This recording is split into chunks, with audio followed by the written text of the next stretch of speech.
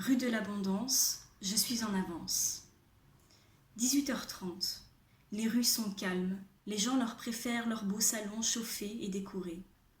Les sapins bien mis en évidence aux fenêtres me rappellent à quel point je n'aime pas Noël. Ou peut-être avant, enfant. Mais une fois passé 30 ans, c'était devenu une fête comme une autre. Je ne connais pas le quartier. Je ne passe jamais par là d'habitude. Bien sûr, il a fallu qu'on me donne rendez-vous dans un bar à l'autre bout de la ville. En fait, je n'aime pas les rencarts, et je me demande si je ne ferais pas mieux de faire demi-tour, de faire semblant d'avoir oublié. 18h35. Rue de l'Abondance, je suis en avance. Je m'y engage, et ça me rappelle les repas de famille qu'on organisait dans la grande maison de papy. Il y avait toujours de l'abondance sur la table. Maman en raffolait, et je la revois, son bout de fromage dans une main, son verre de vin rouge dans l'autre. On me klaxonne, je sursaute. Oui, ben quoi? Je hurle. Il faut vraiment que je pense à regarder avant de traverser.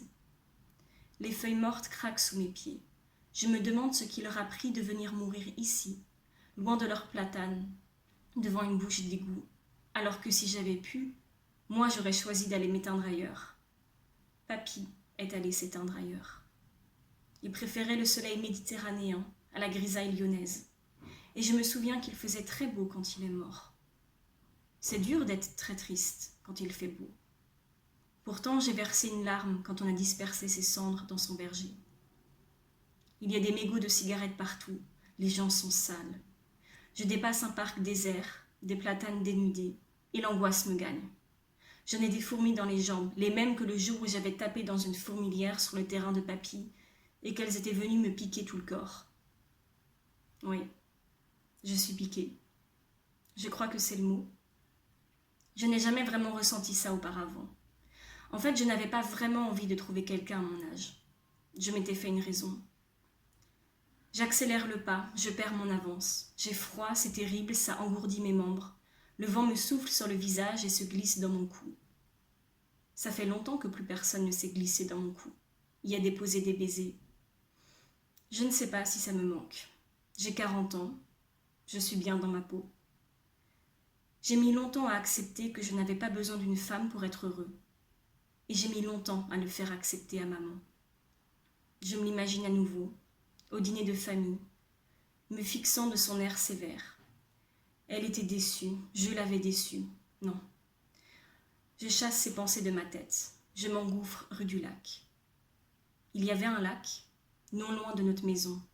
J'allais m'y baigner tous les étés avec Sao, mon ami tout droit arrivé du Portugal qui avait besoin de quelqu'un pour lui faire découvrir la région. On s'amusait bien. Jusqu'au jour où un enfant a disparu. Personne ne savait vraiment ce qui lui était arrivé. Je n'ai plus jamais eu le droit d'y aller, et Sao a déménagé peu de temps après. Je n'ai plus entendu parler de lui, et je suis longtemps restée inconsolable.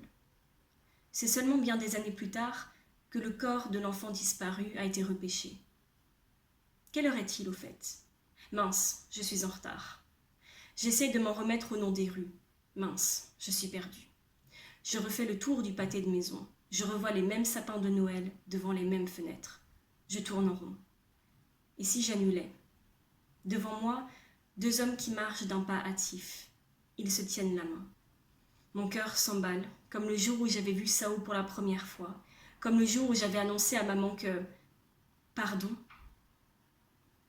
Son air s'était durci, les autres s'étaient tus. Elle tenait un bout d'abondance dans une main, un verre de vin rouge dans l'autre. J'ai répété. J'avais 30 ans et j'en avais marre de me cacher. Je lui ai dit que c'était comme ça, que je ne l'avais pas choisi et qu'il fallait l'accepter. Elle ne l'avait pas accepté. Je l'avais déçue. 19h05. Rue Léonard, je suis en retard. Je hâte le pas. Cette fois, je prends mon courage à deux mains. Je ne reculerai pas. J'arrive devant le restaurant Le Célestin. Je me réchauffe les mains. Je prends une profonde inspiration. Et j'entre. Il est là. Je le reconnais de dos. Il m'attend à une table, un verre de vin rouge à la main.